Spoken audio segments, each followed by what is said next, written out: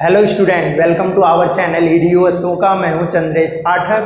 तो आज हम लोग यहाँ पे स्टार्ट करेंगे अपना न्यूटन्स लॉज ऑफ मोशन। ठीक है ना, न्यूटन्स लॉज ऑफ मोशन का आज हमारा पहला लेक्चर रहेगा। तो आज हम क्या करेंगे, बेसिक चीज़ें कवर करेंगे। हमने इसके पहले बहुत सारी चीज़ें कंप्लीट कर ली हैं। कोई बच्चा अगर नया देख रहा है तो वो हमारे चैनल को सब्सक्राइब करके प्लेलिस्ट में जाके वो सारे वीडियोस देख सकता है। ठीक है ना, kinematics, relative motion, error and measurement, vectors, basic mathematics, ये सारी चीज़ें हम ऑलरेडी कंप्लीट कर चुके हैं। तो आज हम लोग स्टार्ट करेंगे न्यूटन्स लॉज ऑफ मोशन। ठीक है, तो हम पहले आज क्या क्या कवर करेंगे, हम सबसे पहले बेसिक चीज़ें कवर करेंगे न्यूटन्स लॉज ऑफ मोशन में। फिर हम देखेंगे कि न्यूटन्स ने जो 3 लॉज दिए थे, लॉज ऑफ मोशन जो दिए थे, वो क्या क्या हैं, उनका स्टडी हम लोग किया जाएगा। उसके बाद हम लोग देखेंगे एफबीडी बनाना और डिफरेंट चीज़ें जो भी इसमें क्वेश्चंस पूछे जाते हैं वो सब हम लोग देखा जाएगा। तो बेसिक आज का हमारा टारगेट रहेगा कि हम अपनी बेसिक चीज़ें लगभग ख़त्म कर लें, कंप्लीट कर लें। ठीक है ना, तो आप मेरे साथ बने रहिए। आज का लेक्चर बहुत ही इंटरेस्टिंग होने वाला है। तो चलिए बिना किसी देरी के लेक्चर अपना स्टार्ट करते हैं। आप कॉपी और पेन निकाल लो और नोट्स बनाना शुरू कर दो। ठीक है, तो सबसे पहले हम स्टार्ट करते हैं। ये न्यूटन्स लॉज ऑफ मोशन के पहले, जब न्यूटन नहीं थे उसके पहले क्या कंडीशन थी। ठीक है ना, तो आपको मैं एक छोटी सी कहानी सुनाऊंगा, उससे आपको चीज़ें समझ में आ जाएंगी कि क्या था पहले और अब हम लोग क्या करते हैं, मतलब क्या हम मानते हैं और पहले लोग क्या समझते थे। ठीक है, चीज़ों के बारे में। ठीक है, तो उसको हम लोग समझते हैं। तो 1600 के पहले क्या माना जाता था कि अगर कोई ऑब्जेक्ट रेस्ट पे है, 1600 के पहले माना जाता था कि जो रेस्ट कंडीशन होती है वही किसी ऑब्जेक्ट की नेचुरल कंडीशन होती है। अगर कोई ऑब्जेक्ट रेस्ट में है तो उसको हम क्या बोलते थे, उसकी ये नेचुरल कंडीशन है। उस टाइम हमारा रिलेटिव मोशन और इन सब का कॉन्सेप्ट नहीं था। तो हमारे एक साइंटिस्ट है जिनका नाम क्या था, गैलीलियो। गैलीलियो ने क्या किया, गैलीलियो ने एक एक्सपेरिमेंट किया। उन्होंने जब एक एक्सपेरिमेंट किया तो उस एक्सपेरिमेंट में उन्होंने क्या फाइंड आउट किया कि अगर किसी ऑब्जेक्ट को अगर हम ड्रॉप कर दें कुछ हाइट से तो क्या होगा, वो ऑब्जेक्ट इनफाइनाइट टाइम तक कंटिन्यूअसली मूव करता रहेगा, वो कभी रुकेगा नहीं। ऐसा गैलीलियो ने अपने एक्सपेरिमेंट में फाइंड आउट किया। जब उन्होंने अपने एक्सपेरिमेंट में ये चीज़ फाइंड आउट करी तो ये चीज़ उन्होंने सबको बताई कि ऐसी कंडीशन है जो आप मानते हो नेचुरल कंडीशन, ये भी हो सकती है और मोशन भी हो सकता है। ठीक है ना, तो उसमें उन्होंने क्या किया, उनका एक्सपेरिमेंट हम थोड़ा सा समझेंगे।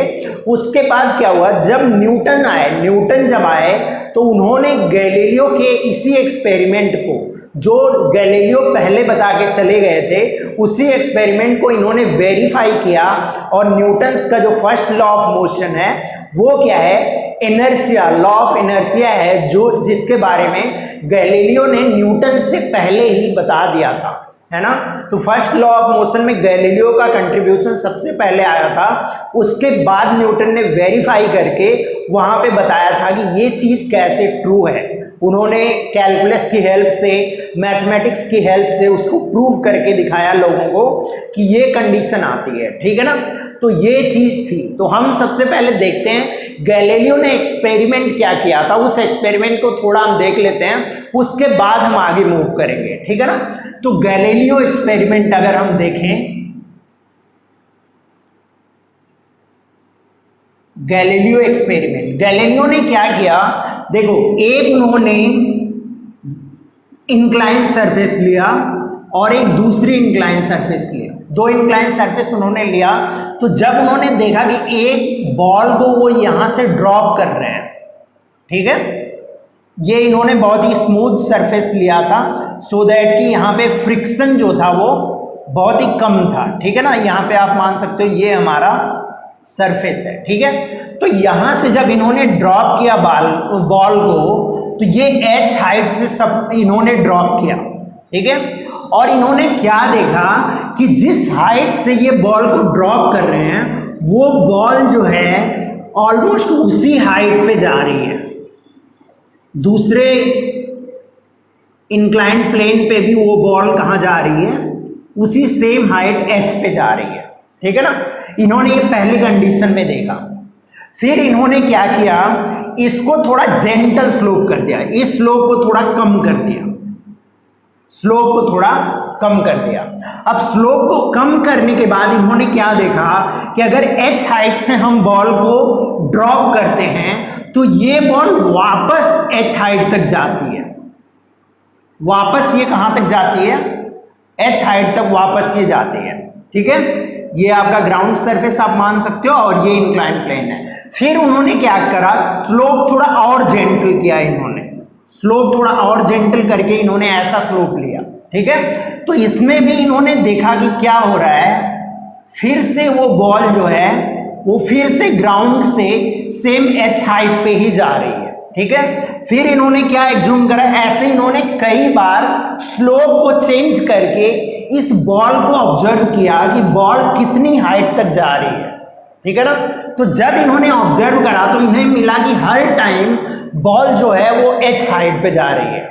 तो इन्होंने क्या कंक्लूजन ड्रॉ किया कि अगर हम इसी स्लोप को जेंटल करते करते इस स्लोप को हम जीरो कर दें, इस स्लोप को हम क्या कर दें, जीरो कर दें, इसका स्लोप हम थोड़ा सा भी ना लें, बिल्कुल जीरो स्लोप कर दें इसको, तो अगर ये बॉल जब यहां पे आएगी तो इसको h हाइट तक जाने का इसको चांस ही नहीं मिलेगा। h हाइट तक अगर इसको जाने का चांस नहीं मिलेगा तो ये बॉल जो है किसी स्पीड से इसी सरफेस पे लगातार मूव करती रहेगी। समझ आया आपको? गैलीलियो ने क्या फाइंड आउट कर लिया कि अगर हम अपने स्लोप को बिल्कुल ग्राउंड पे ला दें, अपना स्लोप जीरो कर दें, तो ये बॉल जो है इनफाइनाइट टाइम तक चलना शुरू कर देगी, जब तक कि हम इस पे कोई ऑब्स्टेकल नहीं लगाते हैं। तो गैलीलियो ने यही एक्सपेरिमेंट से प्रूव किया था कि अगर हम किसी हाइट से किसी बॉल को गिरा दें तो वो क्या करती है, वो अपने मोशन के स्टेट में आ जाती है और वो इनफाइनाइट टाइम तक मूव करती रहेगी, अगर हम उस पर कोई ऑब्स्टेकल नहीं लगाते हैं, कोई स्लोप नहीं देते हैं, या तो एक्सटर्नल कोई फोर्स हम नहीं लगाते हैं। ठीक है, तो ये था हमारा गैलीलियो का एक्सपेरिमेंट। ठीक है, इसको आप फटाफट ड्रॉ कर लो, फिर हम लोग आगे बढ़ते हैं। ठीक है ना।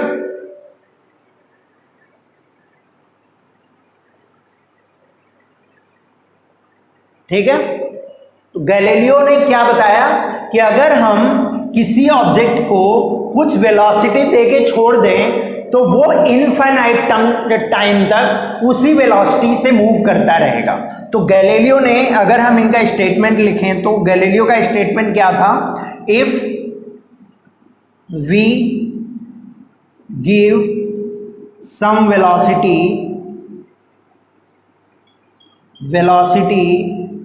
to an object, then it will move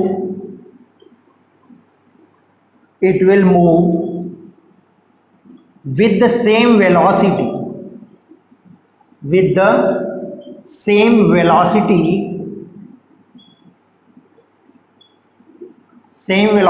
until and unless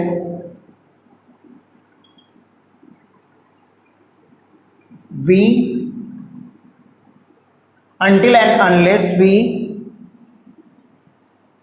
restrict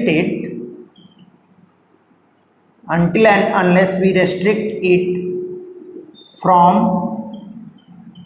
moving। अगर हम उसको मोशन करने से रोके ना तो वो इनफाइनाइट टाइम तक फ्रॉम मोशन मूव करता रहेगा।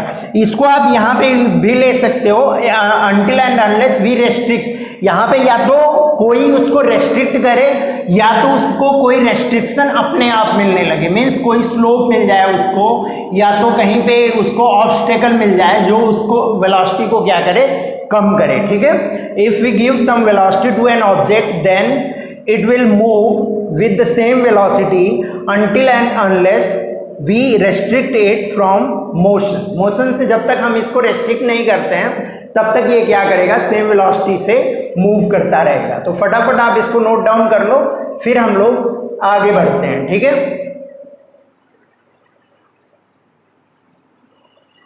चलो कर लिया होगा, अब मैं रब कर रहा हूं इसको। अब हम लोग देखते हैं फोर्स क्या होता है। ठीक है, न्यूटन्स लॉ ऑफ मोशन में सबसे ज्यादा आपको इसी का यूज करना है, फोर्स। ठीक है, पूरे चैप्टर में आपको फोर्स ही निकालना रहेगा, या तो फोर्स गिवन रहेगा आपको, एक्सीलरेशन, डिफरेंट चीजें निकालनी रहेंगी।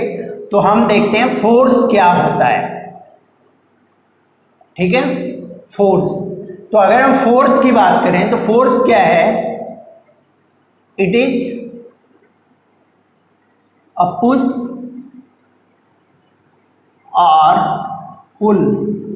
It is a push or pull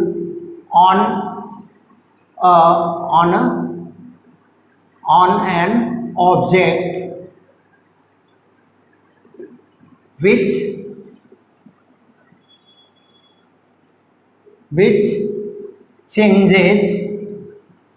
which changes or tries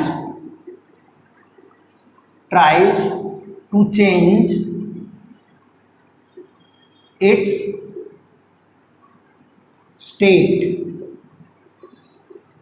ठीक है, फोर्स क्या होता है? It is a push or pull on an object which changes or tries to change its state. अगर किसी ऑब्जेक्ट का स्टेट दिया गिवन है आपको, तो उसके स्टेट को क्या करता है फोर्स? एक क्या होता है, एक पुश हो सकता है या एक पुल हो सकता है, जो उसके स्टेट को चेंज कर देता है, या तो उसको चेंज करने की कोशिश करता है। ठीक है, दोनों कंडीशन इसमें आती है। ठीक है, तो उसको हम क्या बोलते हैं? फोर्स बोलते हैं। ठीक है, सपोज यहां पे स्टेट की बात अगर मैं बोल रहा हूं, स्टेट का क्या मतलब हुआ?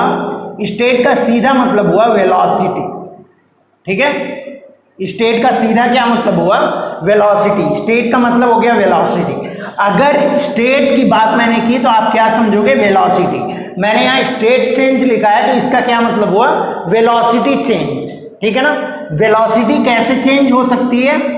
आइदर मैग्नीट्यूड और डायरेक्शन। अगर इसमें से कुछ भी चेंज होता है तो वो क्या होगा? स्टेट में उसके चेंज आ जाएगा। तो इसको वेलोसिटी को चेंज करने के लिए हमें हमेशा फोर्स की जरूरत पड़ती है। विदाउट फोर्स हम वेलोसिटी को चेंज नहीं कर सकते। ठीक है, समझ आया आपको? तो यहां मान लो कोई ऑब्जेक्ट आपका रेस्ट पे रखा हुआ था। ये आपका एक ऑब्जेक्ट है जो कैसे रखा हुआ था? रेस्ट पे था। ये इसका मास सपोज m है। ठीक है, अब हमने क्या करा? इस पे इस डायरेक्शन में एक फोर्स लगाना शुरू कर दिया, F लगाने के बाद ये क्या होगा? कुछ टाइम के बाद ये किसी वेलोसिटी से मूव करने लगेगा। सपोज ये v वेलोसिटी से मूव करने लगा, तो पहले इसकी वेलोसिटी क्या थी? 0 थी। अब इसकी वेलोसिटी क्या हो गई? v हो गई। तो इसका मतलब क्या हो गया? हमने इसकी वेलोसिटी को क्या कर दिया? इंक्रीज कर दिया। कैसे इंक्रीज हुई? Because of force. कैसे इंक्रीज हुई ये velocity? Because of force. Force की वजह से इसकी वेलोसिटी क्या हुई? इंक्रीज हुई। तो ये वेलोसिटी में अगर चेंज आया तो डेफिनेटली हम क्या बोलेंगे कि यहां पे एक non zero external force act कर रहा है। ठीक है, नॉन जीरो एक्सटर्नल फोर्स यहां पे एक्ट कर रहा है, तभी इसकी वेलोसिटी चेंज हुई। समझ आया आपको? एक तो ये कंडीशन हो गई, पहली कंडीशन हमने मान ली। दूसरी कंडीशन क्या है? दूसरी कंडीशन में मान लो कोई ऑब्जेक्ट मूव कर रहा था। कोई ऑब्जेक्ट मान लो इधर v1 से मूव कर रहा था। ठीक है, और इसी स्टेट पे हमने क्या लगा दिया? इस पे एक F फोर्स लगा दिया। तो क्या होगी कंडीशन? ये ऑब्जेक्ट आपका थोड़ा और स्पीड से मूव करने लगेगा, इसकी स्पीड बढ़ जाएगी। इस फोर्स की वजह से क्या होगा? ये v2 स्पीड से मूव करने लगा, v2 स्पीड से मूव करने लगा। अब इसकी स्टेट में फिर से चेंज आया, क्योंकि हमने क्या करा? इसके मैग्नीट्यूड को चेंज कर दिया। तो इसका मतलब डेफिनेटली यहां पे क्या है? फोर्स लग रहा है। तो यहां पे क्या हो रहा है? v1 से v2 हो गई, वेलोसिटी चेंज हो गई। इसका मतलब यहां पे क्या लग रहा है? एक फोर्स लग रहा है। और तीसरी कंडीशन आप क्या लग सकते हो? तीसरी कंडीशन में क्या दिया हुआ है? मान लो यहां पे आपका एक ऑब्जेक्ट था जो v1 से जा रहा था, v1 से। ठीक है, इस पे आपने F फोर्स लगाया। अब कुछ टाइम के बाद ये F फोर्स आपने इधर ना लगा के इस बार आपने ऑपोजिट डायरेक्शन में F फोर्स लगाया, मोशन के ऑपोजिट, तो क्या हो जाएगा, इसकी वेलोसिटी क्या हो जाएगी, कम हो जाएगी इस फोर्स की वजह से। अब इसकी वेलोसिटी क्या हो गई, v2 हो गई, और हमारा क्या है, v1 is greater than v2। तो क्या होगा, यहां पे भी क्या होगा, नॉन जीरो फोर्स होगा, क्योंकि ये इसकी वेलोसिटी को चेंज कर रहा है। ठीक है, अब हम यहाँ पे एक फोर्थ कंडीशन देखते हैं जिसमें वेलोसिटी तो चेंज नहीं होती है लेकिन वेलोसिटी की डायरेक्शन चेंज हो जाती है। ठीक है, यहाँ पे हमने क्या देखा, ये हमारा एक ऑब्जेक्ट है, ठीक है, यहाँ पे हम सरफेस नहीं ले रहे हैं इस बार, यहाँ पे हमने एक फोर्स F लगाया और ये इधर मूव कर रहा था वेलोसिटी v से। तो अगर आप F फोर्स लगाओगे इसकी डायरेक्शन कुछ ऐसे चेंज हो जाएगी इधर, या तो जितना आप फोर्स बढ़ाते जाओगे उतना ये शार्पली बेंड हो जाएगा। ठीक है ना, तो वेलोसिटी का मैग्नीट्यूड तो चेंज नहीं होगा लेकिन इस फोर्स की वजह से इस डायरेक्शन की वेलोसिटी का मैग्नीट्यूड तो वही रहेगा, लेकिन इसको एक और वेलोसिटी मिल जाएगी परपेंडिकुलर डायरेक्शन में। तो ये अपने पाथ से क्या कर जाएगा, डेविएट कर जाएगा। अगर ये अपने पाथ से डेविएट कर गया तब भी इसकी वेलोसिटी चेंज हुई, क्योंकि मैंने आपको बताया था वेलोसिटी का मैग्नीट्यूड या वेलोसिटी की डायरेक्शन दोनों में से अगर कोई भी चेंज होता है तो हम क्या बोलते हैं, वेलोसिटी चेंज हुई, या तो उसका स्टेट क्या हुई, चेंज हुई। तो यहां पे भी हम क्या बोलेंगे, नॉन जीरो फोर्स। यहां पे भी क्या है, हमारा एक नॉन जीरो फोर्स है। ठीक है, तो इतनी कंडीशंस हैं, फटाफट आप बना के इसको लिख लो, फिर हम लोग आगे बढ़ते हैं। ठीक है,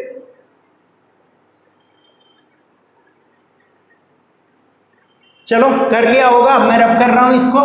अब हम फोर्स में ही कुछ चीजें देख लेते हैं इसके बारे में, फिर हम लोग आगे बढ़ेंगे।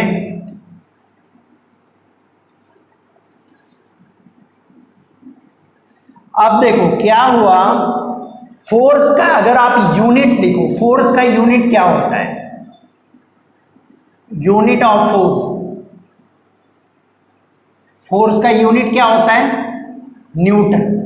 इसको हम एन से रिप्रेजेंट करते हैं और ये क्या होता है, न्यूटन होता है। ठीक है, ये फोर्स का यूनिट होता है। और सेकेंड चीज आप इसके बारे में क्या लिख लो, force is a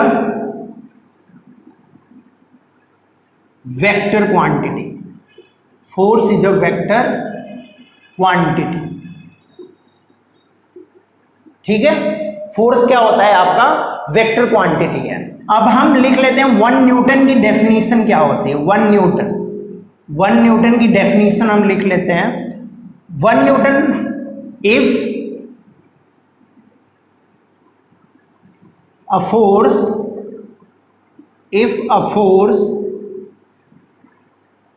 is applied to 1 kg object, 1 kg object and it gives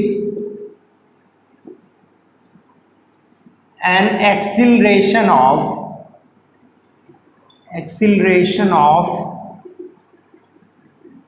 1 meter per second square, 1 meter per second square,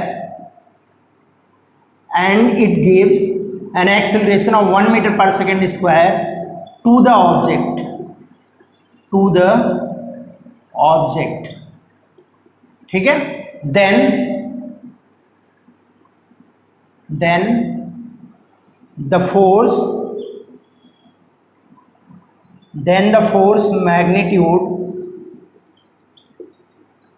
magnitude is 1 Newton. तो फोर्स का मैग्नीट्यूड कितना होता है, 1 न्यूटन होता है। फटाफट आप इसको नोट डाउन कर लो, फिर हम लोग आगे बढ़ते हैं, ठीक है ना।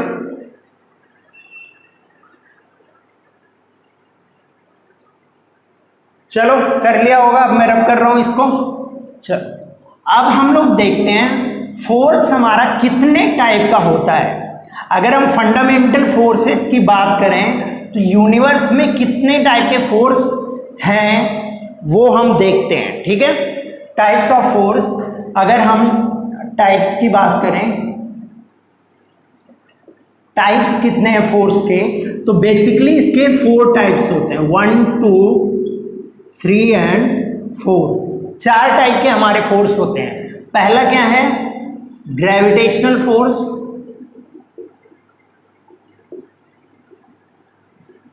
Gravitational force. दूसरा क्या है, electromagnetic force, electromagnetic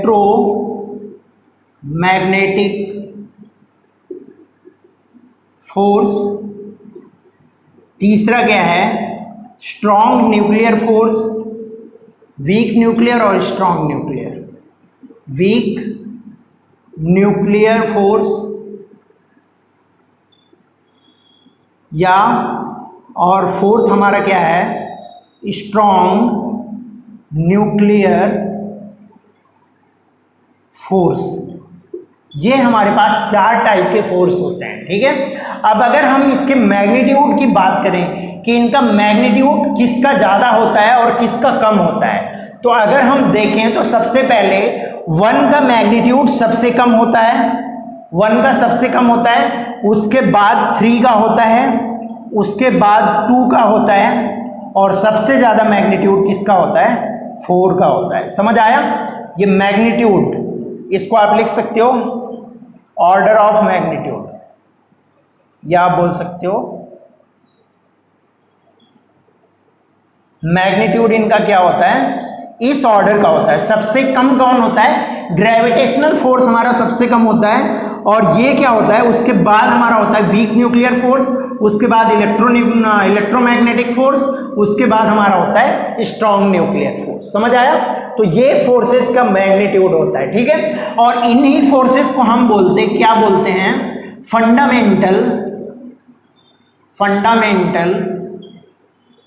fundamental forces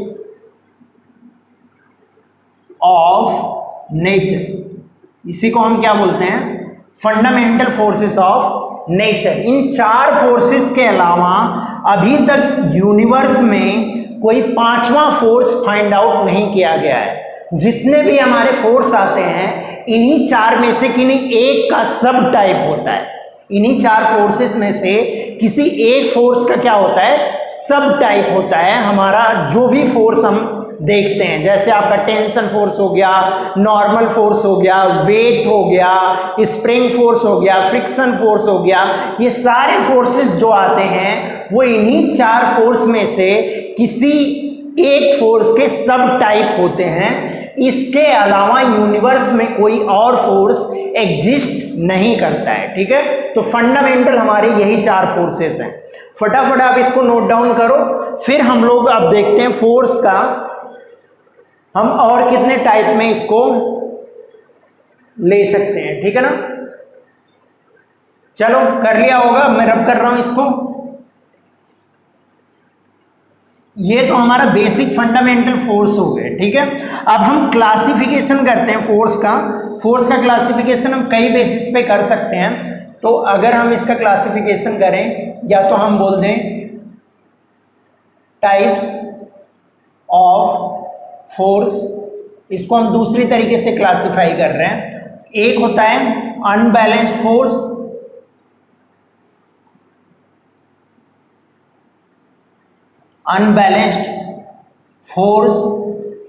और दूसरा क्या होता है, balanced force.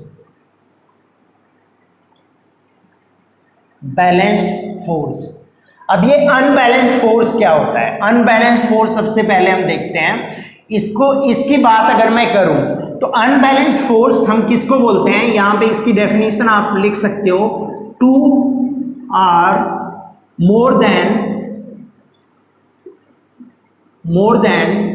2 forces are called unbalanced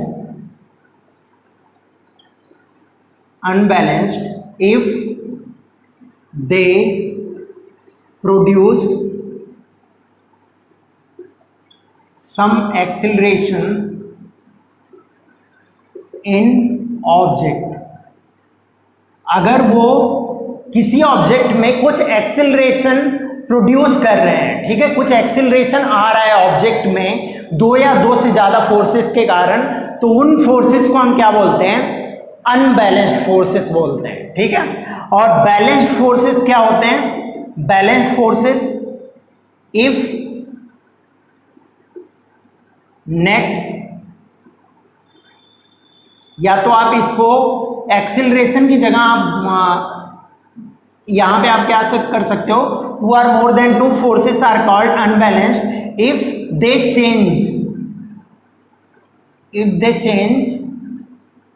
change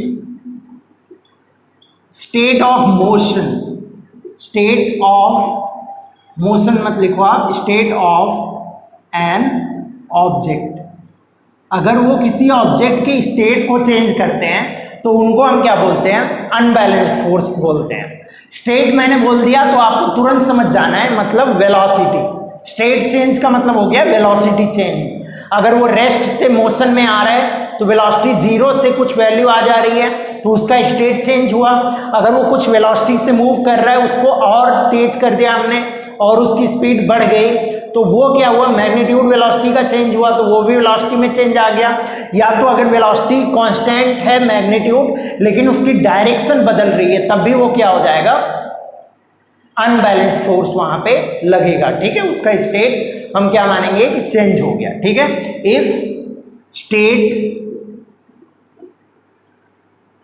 if two or more than to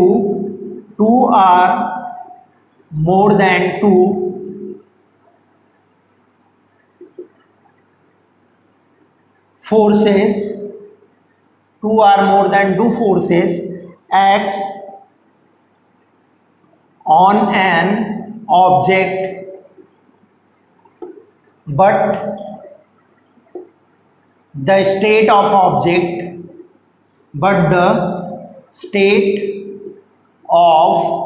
object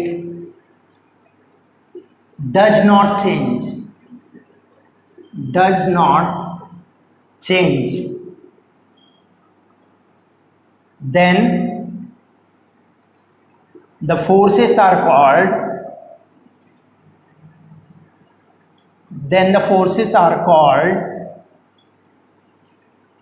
balanced. Forces क्या होते हैं, बैलेंस्ड होते हैं। समझ आया आपको? तो इसको हम बैलेंस फोर्स बोलते हैं, इसको हम अनबैलेंस बोलते हैं। इसको हम एक इलस्ट्रेशन से यहाँ पे समझ सकते हैं।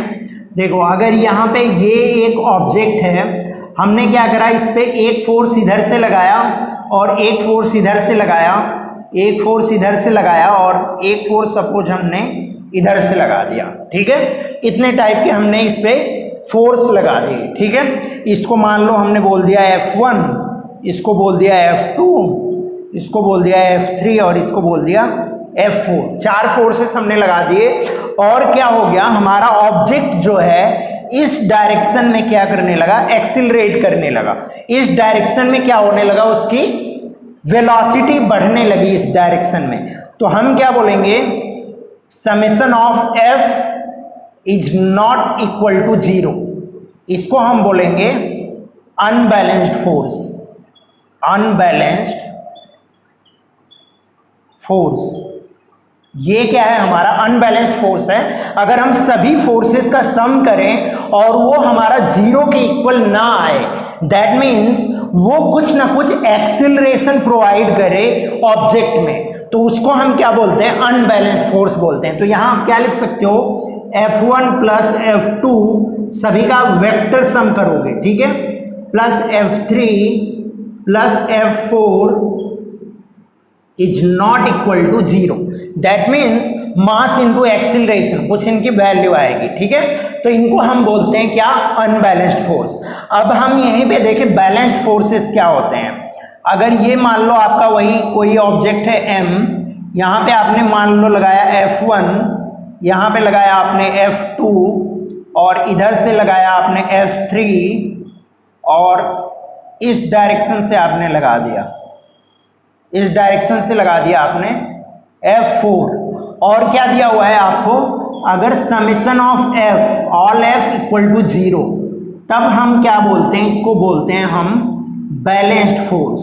क्या बोलते हैं, बैलेंस्ड फोर्स। यहां पे आप क्या लिख सकते हो, यहां पे आप लिख सकते हो F1 plus F2 plus F3 plus F4 सभी का वेक्टर सम क्या आएगा, इक्वल टू 0। समझ आया आपको? वेक्टर सम अगर इक्वल टू 0 आ रहा है तो उसको हम क्या बोलेंगे, ये फोर्स क्या है, बैलेंस्ड फोर्स है। ठीक है, फटाफट आप इसको नोट डाउन कर लो, फिर हम लोग आगे बढ़ते हैं। चलो कर लिया होगा, अब मैं रब कर रहा हूं। अब हम देखते हैं थोड़ा इक्विलिब्रियम का कॉन्सेप्ट देख लेते हैं कि इक्विलिब्रियम कब होता है। ठीक है, इक्विलिब्रियम हमारा दो टाइप का होता है। एक क्या होता है, rest equilibrium of rest equilibrium, और दूसरा क्या होता है, मोशन इक्विलिब्रियम। ठीक है, हम देखते हैं क्या होता है इक्विलिब्रियम। इक्विलिब्रियम का कॉन्सेप्ट हम देख लेते हैं थोड़ा, उसके बाद हम लोग आगे मूव करेंगे। इक्विलिब्रियम क्या होता है, देखो यहां पे समझो आप। इक्विलिब्रियम का मतलब हो गया when summation of F equal to 0, means अगर फोर्सेस बैलेंस्ड हैं तो ये क्या होती है, कंडीशन फॉर इक्विलिब्रियम। ठीक है, ये होती है हमारी condition for equilibrium.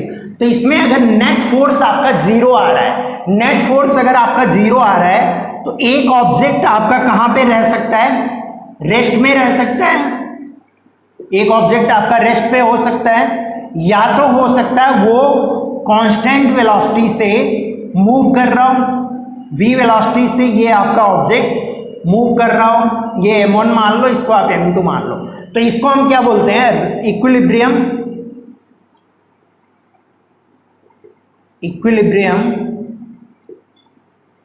Of rest, equilibrium of motion, equilibrium of motion. Motional equilibrium में है और ये क्या है, रेस्ट पे है। दोनों पे नेट फोर्स क्या है, डेल्टा F। दोनों की कंडीशन में आपका 0 होना चाहिए। इक्विलिब्रियम के लिए ये आपकी पहली कंडीशन है कि डेल्टा F क्या होना चाहिए, आपका सिग्मा F। जितना भी आपका फोर्स है सभी का समेशन क्या आना चाहिए, 0 आना चाहिए, तभी वो क्या होगा, इक्विलिब्रियम में होगा। समझ आया आपको? तो ये इक्विलिब्रियम हो गई और ये भी आपकी क्या आ गई, इक्विलिब्रियम की स्टेट आ गई। ठीक है, तो अगर दो फोर्सेस एक्ट कर रहे हो किसी ऑब्जेक्ट पे और वो इक्विलिब्रियम में हो, अगर मान लो दो फोर्सेस एक्ट कर रहे हो, इधर से लग रहा है F1 और इधर से लग रहा है F2, और दिया हुआ है क्वेश्चन, मान लो इसको आप क्वेश्चन नंबर 1, क्या दिया हुआ है, object is in equilibrium. Equilibrium में है आपका ऑब्जेक्ट, ये मैंने इक्विलिब्रियम लिखा है, आप कंफ्यूज मत करना इसको। ठीक है, इक्विलिब्रियम। ठीक है, ऑब्जेक्ट इज इन इक्विलिब्रियम। तो यहां पे हम क्या बोल सकते हैं, F1 किसके इक्वल होगा, F2 के इक्वल होगा, तभी ये इक्विलिब्रियम में होंगे। क्योंकि वेक्टर सम क्या आना चाहिए, 0 आना चाहिए। यहां पे आप वेक्टर सम लिख लेना, ठीक है ना, नहीं तो आप बाद में कंफ्यूज करने लगोगे। वेक्टर सम क्या आना चाहिए, 0 आना चाहिए इनका। तो अगर इन दोनों का ये दोनों एक दूसरे के ऑपोजिट लग रहे हैं तो F1 और F2 आपके क्या होने चाहिए, इक्वल होने चाहिए, तभी आप बोलोगे कि ये क्या है, इक्विलिब्रियम में है। समझ आया आपको? अब हम देख लेते हैं एक कंडीशन, ये देख लेते हैं मोशनल इक्विलिब्रियम जब है तो उसमें क्वेश्चन नंबर 2, सपोज इसमें क्या दिया हुआ है, एक ऑब्जेक्ट मूव कर रहा है 4 मीटर पर सेकेंड से। ठीक है, और यहां पे लग रहा है, मान लो F1 लग रहा है और इधर लग रहा है F2। F1 F2 opposite direction में लग रहे हैं, और क्या दिया हुआ है, object is in equilibrium, is in motional equilibrium, motional equilibrium. तो इक्विलिब्रियम की कंडीशन क्या होती है, नेट सम ऑफ फोर्सेस क्या होने चाहिए, 0 आने चाहिए। ठीक है, तो इसमें क्या आएगा आपका, फिर से वही आएगा F1 इक्वल टू F2, क्योंकि डायरेक्शन इनकी क्या है, ऑपोजिट है, तो आप इन दोनों को इक्वेट कर सकते हो। ठीक है, ये तो कंडीशन हमारी है कि जब दो फोर्सेस दिए हों और ऑब्जेक्ट आपका क्या हो, रेस्ट में हो या कांस्टेंट वेलोसिटी से मूव कर रहा हो, तो आप कैसे निकालोगे। ठीक है, अब हम देखते हैं तीन फोर्सेस अगर दिए हों, तो इसको आप फटाफट नोट कर लो, फिर हम लोग तीन फोर्सेस पे एनालाइज करते हैं, फिर हम लोग आगे मूव करेंगे।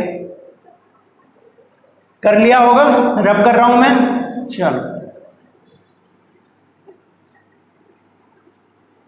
अब हम देखते हैं थ्री फोर्सेस अगर एक्ट कर रहे हैं और ऑब्जेक्ट क्या है, इक्विलिब्रियम में है। ठीक है, ऑब्जेक्ट हमारा क्या है, इक्विलिब्रियम में है, तो हम क्या कंडीशन आएगी उस केस में। ठीक है, थ्री फोर्सेस एक्ट कर रहे हैं और आपकी कंडीशन क्या है, इक्विलिब्रियम की कंडीशन है। यहां पे देखो, अगर यहां पे हम क्या बोलें, अगर कोई तीन फोर्सेस किसी ट्रायंगल की साइड्स के अलोंग एक्ट कर रहे हो, तीन फोर्सेस अगर किसी ट्रायंगल की साइड्स के अलोंग एक्ट कर रहे हो, ये F1 है, ये F2 है, ये F3 है, तो इन तीनों का रिजल्टेंट क्या आता है। अगर हम यहां पे लिखें F1 vector plus F2 vector plus F3 vector, क्या आएगा बताओ आप। अगर ये एक इक्विलेटरल ट्रायंगल बोल रहा हूं, कोई भी ट्रायंगल हो सकता है, इक्विलेटरल या कोई भी ट्रायंगल आपका है, अगर ये तीनों साइड्स के अलोंग लग रहे हैं इसके फोर्स, तो इनका नेट सम क्या आएगा, जीरो आएगा, या आप बोल सकते हो जीरो वेक्टर। ठीक है, ये क्या आएगा, इनका नेट सम कितना आएगा, जीरो आएगा। समझ आया। तो उसी तरीके से मान लो हमारा कोई ऑब्जेक्ट है, कोई ऑब्जेक्ट हमें गिवन है और इस पे तीन फोर्सेस लग रहे हैं। ठीक है, तीन फोर्सेस लग रहे हैं, इधर इधर और एक फोर्स इधर लग रहा है। ठीक है, तीन फोर्सेस लग रहे हैं हमारे, ये मान लो F1 है, ये F2 है,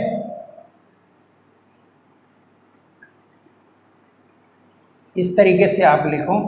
यहां पे मान लो ये एक पॉइंट ऑब्जेक्ट है। ठीक है, पॉइंट ऑब्जेक्ट मैं ले रहा हूं और यहां पे तीन फोर्सेस लग रहे हैं हमारे। तीन फोर्सेस कौन कौन से हैं, ये हमारा F3 लग रहा है और इधर लग रहा है F1 और ये इधर लग रहा है F2।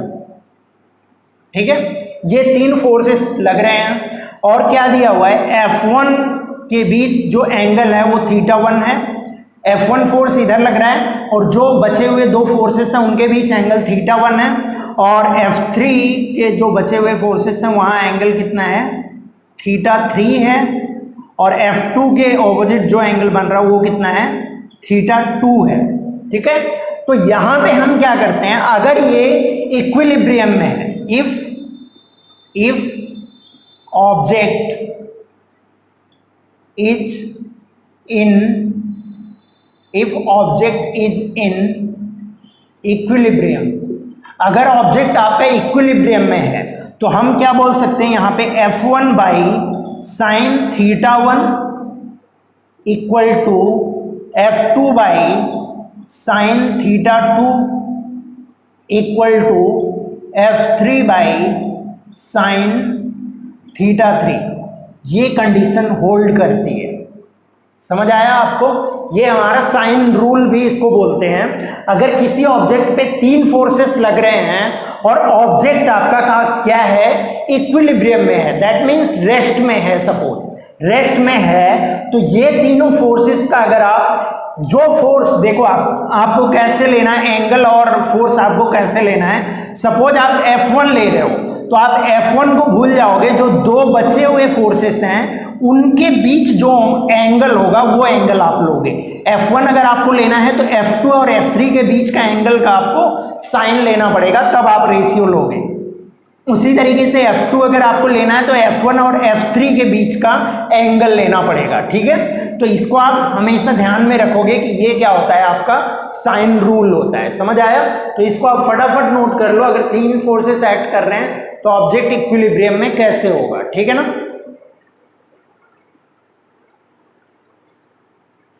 चलो कर लिया होगा। अब मैं रब कर रहा हूं इसको,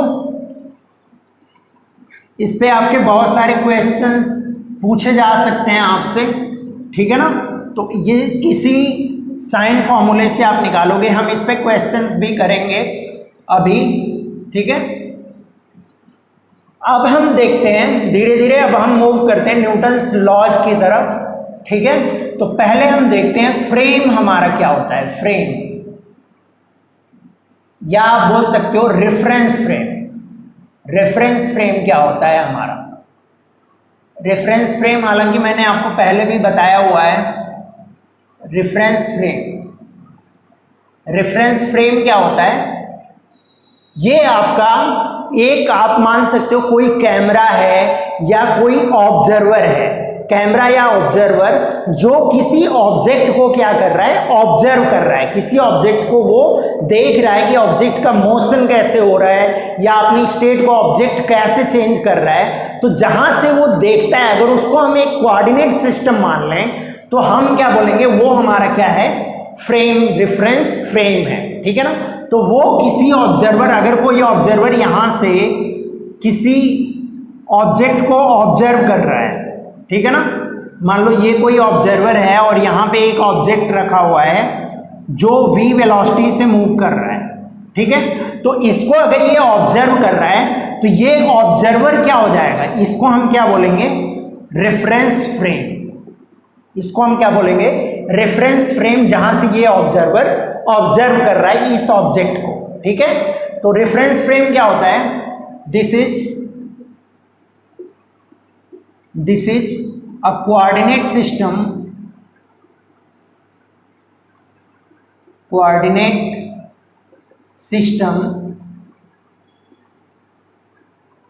फ्रॉम which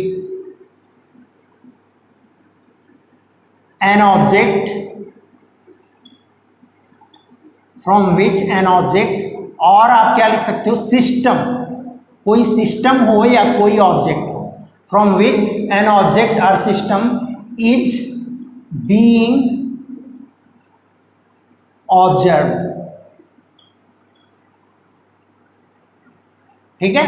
तो उसको हम क्या बोलते हैं, रेफरेंस फ्रेम बोलते हैं। ये क्या होता है, हमारा एक कोऑर्डिनेट सिस्टम होता है जहां से हम किसी भी ऑब्जेक्ट को क्या कर रहे हैं, ऑब्जर्व कर रहे हैं। ये क्या हो सकता है, एग्जाम्पल, ये मैंने आपको पहले भी बताया हुआ है, फिर से आप लिख लो इसको। एग्जाम्पल क्या हो सकता है, ऑब्जर्वर हो सकता है कोई ऑब्जर्वर, या क्या हो सकता है, कोई कैमरा हो सकता है, ठीक है, या कोई ऑब्जेक्ट भी हो सकता है, जो भी है, ठीक है ना। तो ये क्या होता है, आपका रेफरेंस फ्रेम होता है। समझ आ गया, फटाफट आप इसको लिख लो, फिर मैं आपको बताता हूं। और एक कंडीशन, फ्रेम हमारे कितने टाइप के होते हैं, रेफरेंस फ्रेम। चलो कर लिया होगा, अब मैं रब कर रहा हूं इसको। अब देखो, अब हम देखते हैं types of reference frame. Reference frame हमारा कितने टाइप का होता है, दो टाइप का। पहला क्या है, inertial reference frame, inertial reference frame, और दूसरा क्या होता है हमारा, नॉन इनर्शियल रेफरेंस फ्रेम, ठीक है। अब हम सबसे पहले देखेंगे, ये हमारे दो टाइप के फ्रेम होते हैं। तो सबसे पहले हम देखेंगे इनर्शियल रेफरेंस फ्रेम क्या होता है, इनर्शियल रेफरेंस फ्रेम, ठीक है। इनर्शियल रेफरेंस फ्रेम की अगर हम बात करें तो ये क्या होता है, this is a coordinate system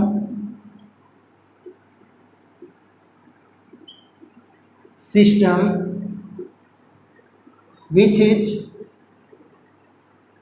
this is a coordinate system which is either in rest or moving with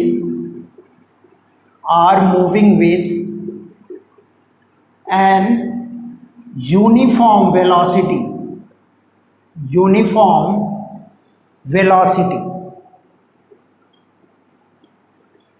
with respect to an inertial frame, ठीक है। ये क्या है हमारा, एक ऐसा कोऑर्डिनेट सिस्टम है with respect to an other, यहां पे आप लिख सकते हो an other, with respect to an other inertial frame. या तो आप इसी को क्या कर सकते हो, विद रिस्पेक्ट टू ग्राउंड हम ले लेते हैं, विद रिस्पेक्ट टू ग्राउंड ले लेते हैं, ठीक है।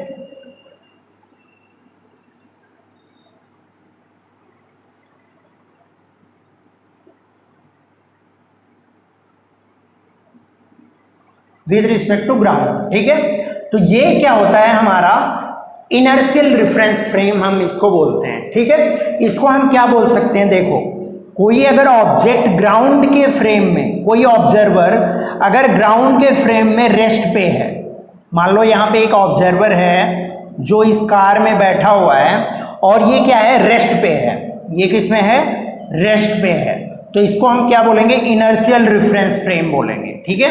उसी तरीके से अगर कोई ऑब्जेक्ट यूनिफॉर्म वेलोसिटी, आपको ध्यान रखना है यूनिफॉर्म स्पीड नहीं, यूनिफॉर्म वेलोसिटी, दैट्स मीन ना तो वो इस वेलोसिटी का मैग्नीट्यूड चेंज हो रहा है ना तो उसकी डायरेक्शन चेंज हो रही है, तब हम बोलेंगे क्या है वो, inertial reference frame। तो अगर ये v वेलोसिटी से मूव कर रहा है तो इसको हम क्या बोलेंगे, ये भी हमारा क्या होगा, एक inertial reference frame। समझ आया आपको, ये हमारा होता है inertial reference frame। फटाफट आप इसको नोट डाउन कर लो, फिर मैं आपको बताता हूं नॉन इनर्शियल रेफरेंस फ्रेम क्या होता है, ठीक है। चलो कर लिया होगा, अब मैं रब कर रहा हूं इसको। अब हम देखते हैं नॉन इनर्शियल रेफरेंस फ्रेम क्या होता है।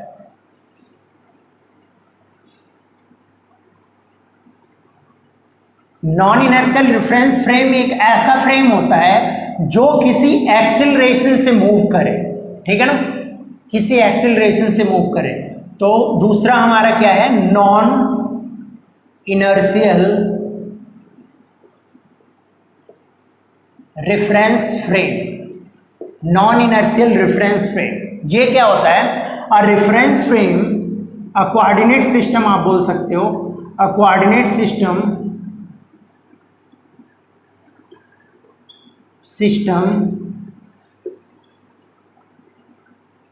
और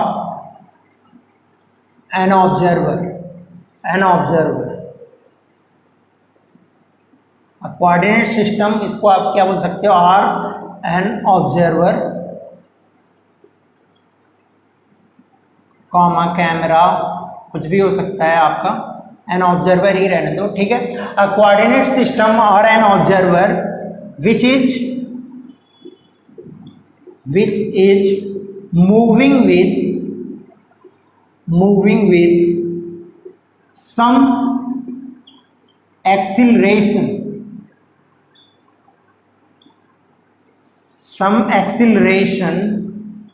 with respect to an inertial reference frame,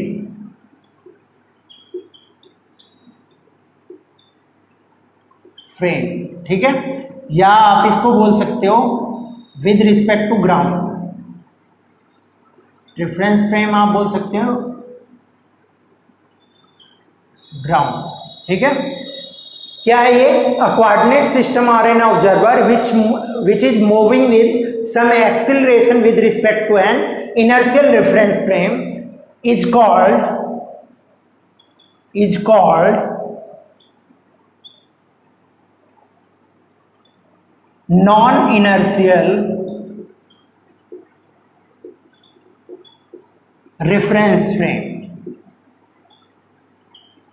क्या बोलते हैं हम इसको, नॉन इनर्शियल रेफरेंस फ्रेम बोलते हैं। समझ आया आपको। तो अगर कोई एक ऐसा ऑब्जर्वर है या कोई आपका ऐसा कोऑर्डिनेट सिस्टम है, कोई ऐसा रेफरेंस फ्रेम है जो क्या कर रहा है, एक्सिलरेट कर रहा है किसके रेस्पेक्ट में, with respect to an inertial frame. किसी इनर्शियल फ्रेम के रिस्पेक्ट में या तो ये एक्सिलरेट कर रहा है, या तो आप मान सकते हो ग्राउंड के रिस्पेक्ट में क्या कर रहा है, एक्सिलरेट कर रहा है। तो उसको हम क्या मानेंगे, वो हमारा रेफरेंस फ्रेम क्या होगा, नॉन इनर्शियल रेफरेंस फ्रेम होगा। ठीक है, तो यहां पे हम क्या लिख सकते हैं, यहां पे देखो ये नॉन इनर्शियल रेफरेंस फ्रेम हमारा क्या होगा, यहां पे एक मान लो सेम वही कार है, और अब ये कार क्या कर रही है, कुछ स्पीड से कुछ एक्सिलरेशन, ए एक्सिलरेशन से इधर एक्सिलरेट कर रही है, तो इसको हम क्या बोलेंगे, नॉन इनर्शियल रेफरेंस फ्रेम। समझ आया, ये हमारा हो गया non inertial reference frame. Ground के रिस्पेक्ट में ये एक्सिलरेट कर रही है, इसी वजह से हमने इसको क्या बोल दिया, नॉन इनर्शियल रेफरेंस फ्रेम। फटाफट आप इसको नोट डाउन कर लो, फिर मैं कुछ पॉइंट्स आपको बताता हूं इसमें जो आपको जानना है। चलो कर लिया होगा, मैं रब कर रहा हूं इसको। अब देखो एक दो पॉइंट्स आपको समझना है, उसके बाद हम लोग आगे बढ़ेंगे न्यूटन्स लॉज की तरफ। ठीक है, देखो अब क्या होता है, न्यूटन ने ग्रेविटेशन में क्या बताया, न्यूटन्स लॉ ऑफ ग्रेविटेशन अगर आप पढ़ोगे तो न्यूटन के अकॉर्डिंग यूनिवर्स में जितने भी ऑब्जेक्ट हैं, यूनिवर्स में जो भी ऑब्जेक्ट हैं वो एक दूसरे को किसी ना किसी फोर्स से अट्रैक्ट कर रहे हैं, उनके बीच कुछ ना कुछ अट्रैक्शन फोर्स लग रहा है। तो अगर किसी ऑब्जेक्ट पे फोर्स लग रहा है तो डेफिनेटली वो ऑब्जेक्ट क्या करेगा, एक्सिलरेट करेगा। तो अकॉर्डिंग टू न्यूटन, न्यूटन ने जैसा बताया उसके हिसाब से यूनिवर्स में कोई भी फ्रेम हमारा परफेक्टली इनर्शियल रेफरेंस फ्रेम नहीं है। समझ आया आपको? तो अगर आपको कभी स्टेटमेंट आ जाता है कि कोई फ्रेम आपको दिया हुआ है और आपसे बोला जा रहा है क्या ये यूनिवर्सली इनर्शियल रेफरेंस फ्रेम होगा, तो आपको क्या बोलना है, नहीं होगा।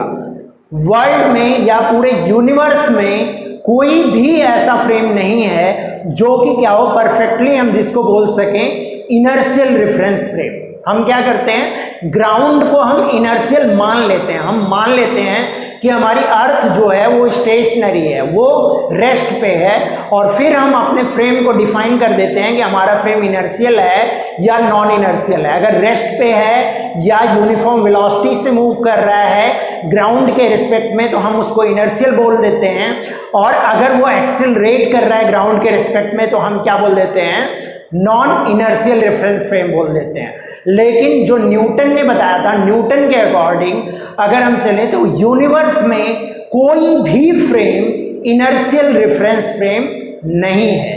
ठीक है ना, तो इसको आप लिख लो यहां पे नोट करके, ये पॉइंट नोट करके आप लिख लो, no frame in the universe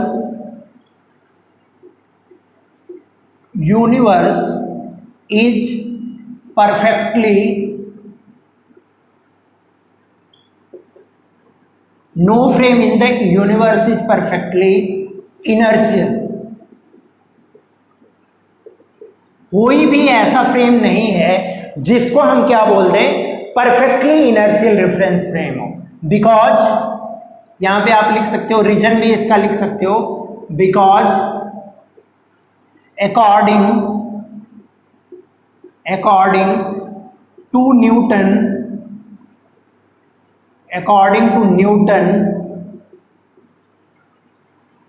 all objects present in universe attract each other with some force। से क्या कर रहे हैं, वो एक दूसरे को क्या कर रहे हैं, अट्रैक्ट कर रहे हैं। इसको आप लिख सकते हो फोर्स ऑफ ग्रेविटेशन। ठीक है, with some force, then we can say that then we can say that no object,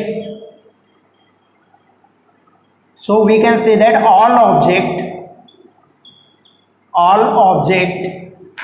in the universe, all object in the universe are accelerating.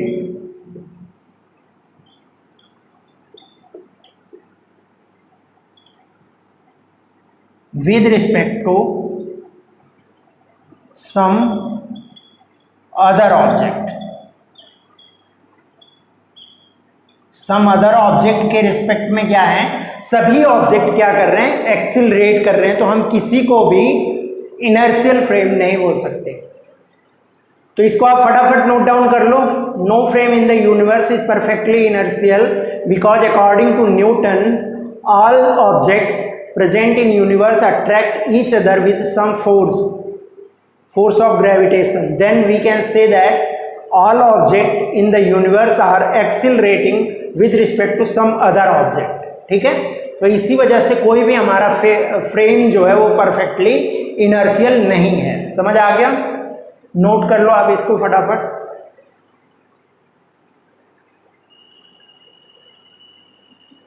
चलो तो आज के लिए हम लोग इतना ही रहने देते हैं, ठीक है ना।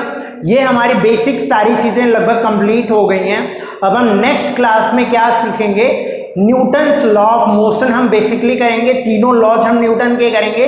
उसके बाद हम एफबीडी बनाना सीखेंगे, फ्री बॉडी डायग्राम बनाना सीखेंगे। और हम क्या देखेंगे, ये normal force, tension force, different type के जो वेट होता है वो सब कैसे एक्ट करते हैं और उनकी डायरेक्शन क्या होती है, ये सारी चीजें हम समझेंगे नेक्स्ट क्लास में, ठीक है। तो आज के लिए हम लोग इतना ही रहने देते हैं। अगर वीडियो आपको पसंद आता है तो आप लाइक शेयर सब्सक्राइब करो, और अगर नहीं पसंद आता है तो आप डिसलाइक करो और कमेंट बॉक्स में जरूर बताओ कि आपको वीडियो क्यों नहीं पसंद आया। तो मिलते हैं फिर किसी दूसरे वीडियो में, तब तक के लिए bye and thank you so much for watching the video.